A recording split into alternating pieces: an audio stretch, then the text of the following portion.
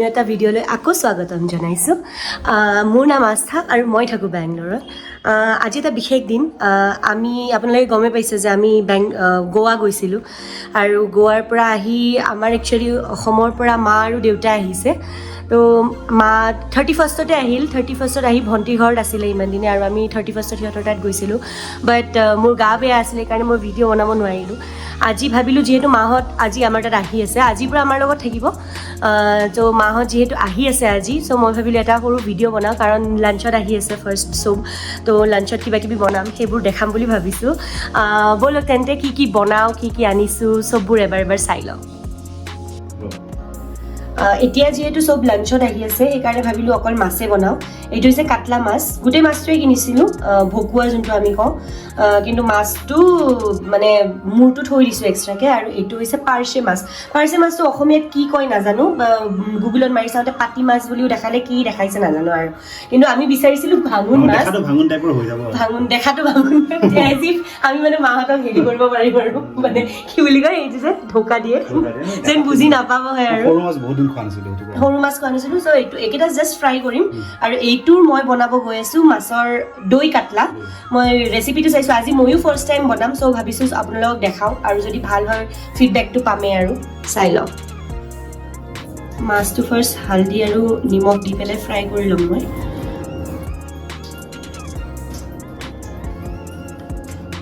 ভিডিঅ'ত চোৱা মতে মাছটো বেছি ফ্ৰাই কৰিব নালাগে, মানে শ্বেলো ফ্ৰাই কৰিব লাগে, কাৰণ বেছি কৰকৰীয়া হৈ গ'লে ভাল নালাগে। গতিকে এইটো মই এতিয়া শ্বেলো ফ্ৰাই কৰি ল'ম। আজি যিহেতু আমি দৈ কাটলা বনাই আছোঁ, ফাৰ্ষ্ট মই মাছটো ফ্ৰাই কৰি লৈছোঁ। আৰু মাছটো ফ্ৰাই কৰি নেক্সট কি আছে, কি কৰিম সেইটো মই দেখাই আছোঁ আপোনালোকক। দৈ কাটলা বনাবৰ কাৰণে আমাক দুটা পেষ্ট লাগিব। এটা হ'ল পিঁয়াজৰ পেষ্ট, পিঁয়াজ বিলাহীৰ পেষ্ট ল'ব পাৰে। আৰু এটা পেষ্ট লাগিব, সেইটো হ'ল মই আপোনালোকক দেখাই আছোঁ, আৰু দৈ। এইকেইটা মেইন। আৰু যোনটো ছেকেণ্ড পেষ্ট হৈছে সেইটোৰ কাৰণে আমাক লাগিব প্ৰথম কাজু এমুঠি মই লৈ লৈছোঁ। তাত মই দিম পোস্ত, এয়া পোস্ত 2 চামুচ পোস্ত লৈছোঁ, আৰু 2 চামুচমান পোস্ত ল'লে হৈ যাব। আৰু তাত মই দিম এইটো, মানে চবে বেলেগ বেলেগ ইউজ কৰে, মই যোনটো ভিডিঅ'ত চাইছোঁ তাতে এইকেইটা দিছে। চফ 2 চামুচ দি মই এইখিনি এতিয়া ভিজাই ৰাখিম যাতে ঠিক হয়। তাৰপিছত মই এইটো 15 মিনিটমান পিছত মাছখিনি ভাজা হ'লে পেষ্ট বনাম। এনেকৈ মই পানী ডুবাই অলপ দেৰি থৈ দিম, তাৰপিছত মই এইটো পেষ্ট বনাম।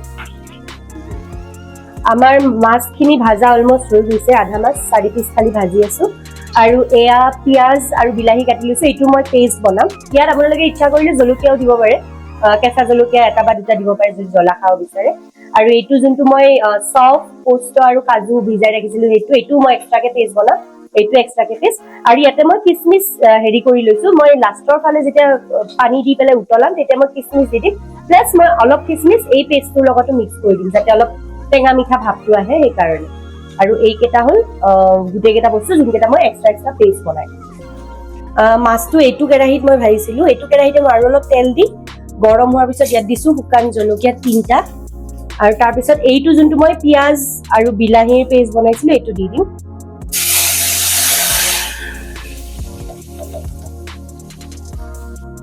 অলপ পানী দি দিছোঁ। আৰু এইটো পুৰা মানে ভাজিব লাগিব যেতিয়ালৈকে তেলটো একদম উঠি এইটো পুৰা ভালকে ভাজা নাযায়। আৰু পিঁয়াজ আৰু বিলাহী যোনটো কেঁচা গোন্ধ সেইটো যেতিয়ালৈকে নাযায় এইটো পুৰা ভাজিব লাগিব।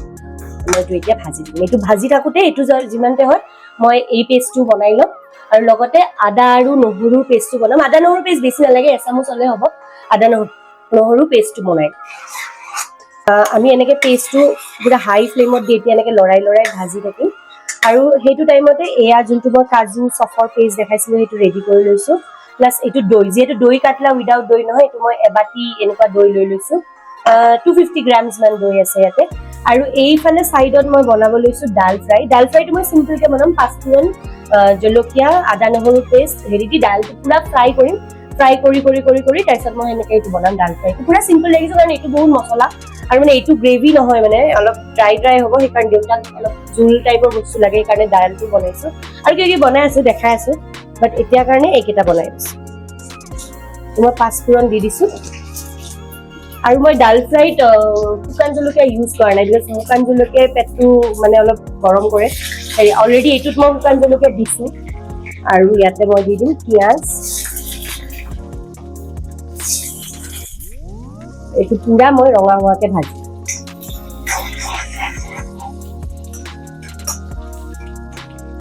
ভাজি থাকোঁতে এতিয়া অলপ অলপ হওঁ হওঁ হৈছে মই ইয়াত দিম নিমখ মাছ ভাজোতে অলৰেডি নিমখ দিছিলোঁ সেইকাৰণে এইটো ডিপেণ্ড কৰে আপোনালোকে যিমান নিমখৰ সোৱাদ হেৰি কৰে সিমান দিব তাত দিম মই এয়া জিৰা পাউডাৰ আধা চামুচ তাৰপিছত ধনিয়া পাউডাৰ আধা চামুচ আৰু লগত দিম মই হালধিটো মই দিবই পাহৰিছিলোঁ হালধি এচামুচ আৰু অলপমান এই মছলাখিনি আপোনালোকে নিজৰ যিমান দৰকাৰ সেই হিচাপতে দিব মই মোৰ যিমান মানে যেনেকৈ খাওঁ সেই হিচাপত কিছু কম খালে কম দিব পাৰে চ' এইখিনি মই এতিয়া আকৌ ভালকৈ ভাজিম 10-15 মিনিট ভাজি ইয়াত মই আদা আৰু নহৰু পেষ্টটো এড কৰিম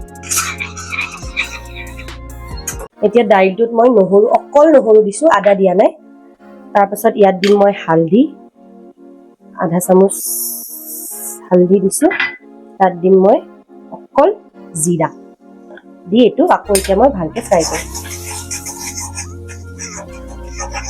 নহৰুটো ফ্ৰাই হোৱালে এতিয়া ভালকৈ ফ্ৰাই কৰি মই এয়া দাইল অলৰেডি ভিজাই থৈ দিছোঁ মানে ধুই পেলাই দাইলটো দিম দি উঠি ভাজিম এতিয়া মই দাইলটো দিম আৰু তাৰপিছত ফ্ৰাই কৰিম মই ইয়াতে অলপমান নিমখ দি দিছোঁ যিহেতু মই নিমখ দিয়া নাছিলোঁ আগতে নিমখ দি মই এতিয়া এইটো ফ্ৰাই কৰিম দাইলটো এইফালে ফ্ৰাই হৈ আছে ফ্ৰাই কৰি আছোঁ আৰু এইফালে অলমষ্ট হৈ গৈছে চ' ইয়াত মই অলপমান চেনি দি দিছোঁ যিহেতু দৈ দিছোঁ বিলাহী দিছোঁ টেঙা হ'ব সেইকাৰণে চেনিটো দি দিছোঁ আপোনালোকে ইচ্ছা কৰিলে তেলতো দিব পাৰে মই অলপ ভাজা হোৱাৰ পিছত দিছোঁ আৰু চেনিটো দিলে কি হয় অলপ কালাৰো আহে চ' এইখিনি আৰু ভাজি ইয়াত মই এতিয়া আদা আৰু নহৰু পেষ্টটো এড কৰিম এইটো হৈ গৈছে আদা নহৰু পেষ্ট বেছি নালাগে যিহেতু অলপ লাগে আৰু মোৰ মানে অলপমান গ্ৰাইণ্ডাৰত বটিব দিগদাৰ সেইকাৰণে মই পেষ্ট দি দিছোঁ অলপমান এচামুচ বাছ এইখিনি দি দিলে হৈ যাব দি এইখিনি এতিয়া ভালদৰে তেলটো উঠি অহা নাই তেলটো যেতিয়ালৈকে উঠি নাহে তেতিয়ালৈকে এইখিনি আকৌ মই ভাজিম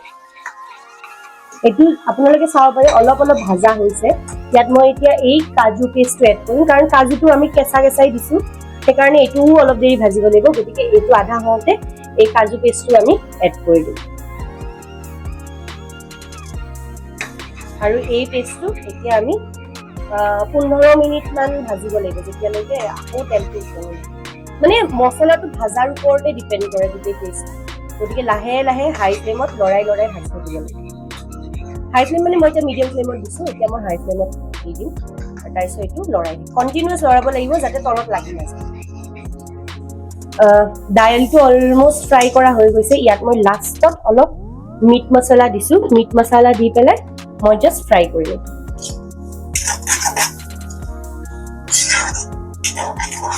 দাইলটো ফ্ৰাই কৰি মই এনেকৈ প্ৰেছাৰ উঠাই দিছোঁ পানী দি পেলাই তাৰপিছত জাষ্ট 2-3টা চিটি মাৰিলে দালটো ৰেডি হৈ যাব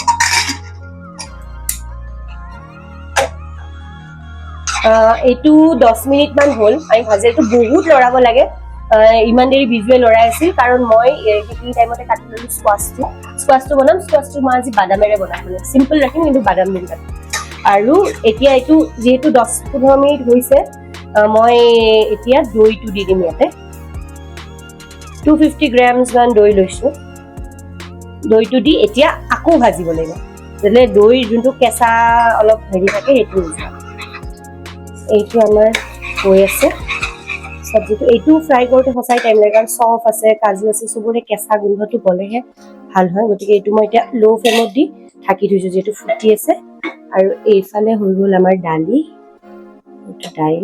দাইলৰ গোন্ধটো বহুত ধুনীয়া আহিছে আৰু এইফালে মই বনাম নেক্সট স্কোৱাচ আৰু অলৰেডি মাহঁত আহি গৈছে কিবা কিবি আনিছে চ' মই এতিয়া চাহ বনাম এইটো আমাৰ অলমষ্ট হৈ গৈছে ইয়াত মই এতিয়া দিম অলপমান গৰম মছলা যিহেতু গৰম মছলাটো লাষ্টত দিব লাগে মই অলমষ্ট 1 চামুচমান গৰম মছলা দিছোঁ গৰম মছলা দি ভালকৈ লৰাই এতিয়া মই ইয়াতে মাছ কেইপিচ দি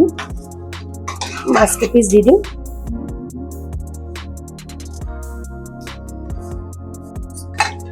মাছ কেইপিচ দি মই এতিয়া ওপৰত পানী দি অলপ দেৰি হ'ব দিম বেছি লৰাব নোৱাৰে কাৰণ মাছকেইটা ভাঙি যাব ইয়াতে মই এতিয়া পানী দি দিছোঁ পানী দি অলপ দেৰি উতলিব দিম যাতে পুৰা গ্ৰেভি টাইপ হৈ যায় উতলাৰ পিছত 10 মিনিটমান উতলাম আৰু 10-15 মিনিট উতলি যেতিয়া পুৰা ঠিক গ্ৰেভি হৈ যাব তেতিয়া নমাই দিম আৰু লাষ্টত মই ফিনিচিং কৰিম আৰু অলপমান চেনিৰে জাষ্ট হাফ স্পুন চেনি দিছোঁ আৰু লগত আৰু অলপমান জিৰা পাউডাৰ দি দিম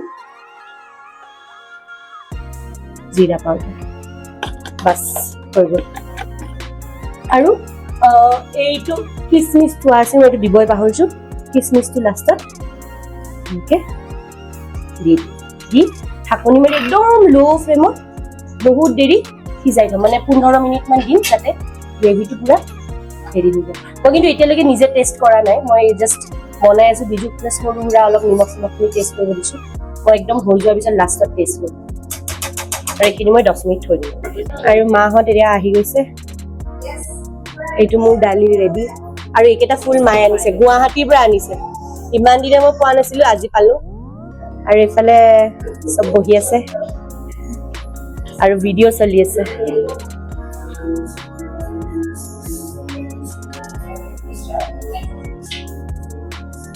আৰু মই এইফালে বনাই আছোঁ চাহ মাছটো হৈ গ'ল দাইলটো হৈ গ'ল চবকে দিম তাৰপাছত এইটো মই অলপ পাছত দেৰিকৈ বনাম আৰু চবে খাই লওঁ আমাৰ মাছটো হৈ গৈছে ইয়াত খালি মই এতিয়া ধনিয়া দি গাৰ্নিছ কৰি জাষ্ট বন্ধ কৰি থৈ দিম মাছটো আমাৰ ৰেডি আৰু মই যোনটো স্কোৱাছ বনাম স্কোৱাছটোৰ কাৰণে মই ইয়াতে বাদামটো ফ্ৰাই কৰি দিছোঁ বাদামটো ফ্ৰাই কৰি মই এইটো গ্ৰাইণ্ড কৰি ল'ম গ্ৰাইণ্ড কৰি উঠি স্কোৱাছটো নৰ্মেলকৈ ভাজিম ফ্ৰাই কৰি লাষ্টত বাদামৰ পাউডাৰটো দিম তেতিয়াহ'লে টেষ্টটো ভাল এইটো স্কোৱাছটো হৈ গৈছে আমাৰ আৰু ইয়াত মই এড কৰিম এচামুচ বাদাম 1.5 চামুচ দি দিছোঁ এইটো ভালকৈ এতিয়া লৰাই ফ্ৰাই আগতে বাদামটো ফ্ৰাই কৰিয়ে লৈছোঁ আপোনালোকে দেখিছে মই জাষ্ট এতিয়া এড কৰি দিছোঁ এড কৰি 5 মিনিটমান ফ্ৰাই কৰি দিলে আমাৰ হৈ যাব ইয়াত মই বেলেগ একো মছলা ইউজ কৰা নাই যিহেতু বাদাম দিছোঁ বাদামৰ ফ্লেভাৰটো থাকিব লাগে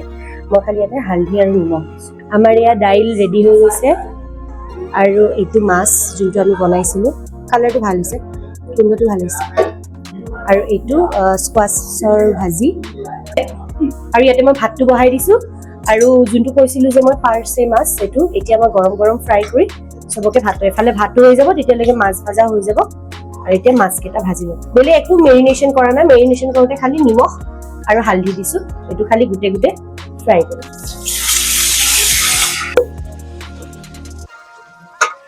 আৰু এইটো মাছ ফ্ৰাইটো মই বনালোঁ আৰু চেলেডটো আৰু এতিয়া আমি চবে খাম আমি চবে ভাত চাত খালোঁ আৰু এয়া মায়ে আনিছে তামোল গুৱাহাটীৰ পৰা কাৰণ মই তামোল খাই বহুত ভাল পাওঁ আৰু কৈছোঁ যে এক্সট্ৰাকৈ আৰু আনিছে এইটো কাটি দিছে মই খালোঁ দুপৰীয়া লাঞ্চ কৰি এতিয়া 7:30মান বাজিছে তো আমি চব এতিয়া ওলাই গৈ আছোঁ দেউতাই বোলে আমাক পাৰ্টি দিয়ে তো চব ৰেডি হৈ গৈছে দেখাই আছোঁ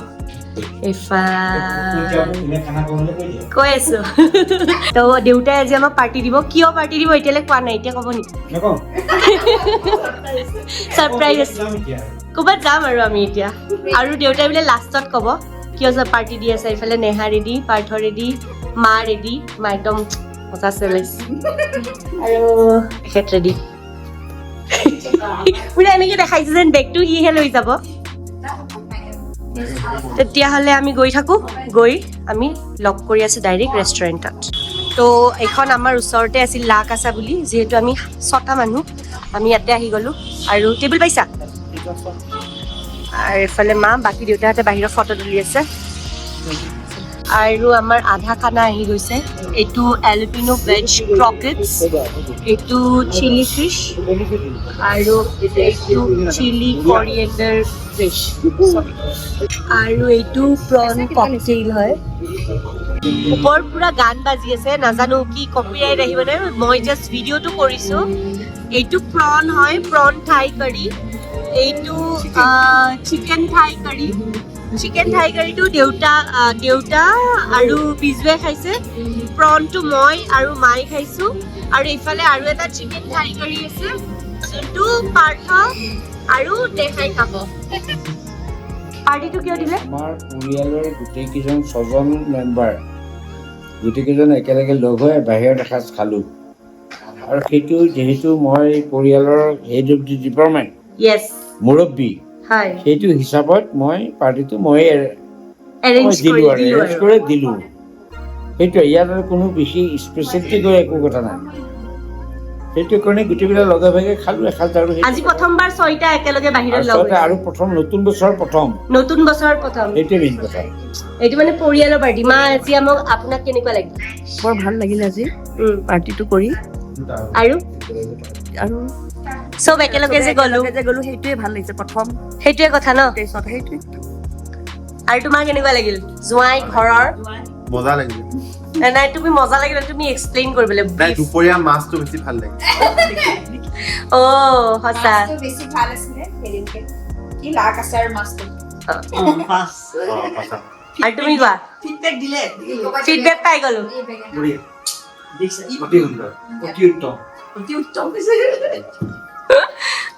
আৰু যদি আপোনালোকে ভিডিঅ'টো ভাল পালে ছাবস্ক্ৰাইব কৰি দিব লাইক কৰি দিব শ্বেয়াৰ কৰি দিব চ' আজিৰ কাৰণে বাই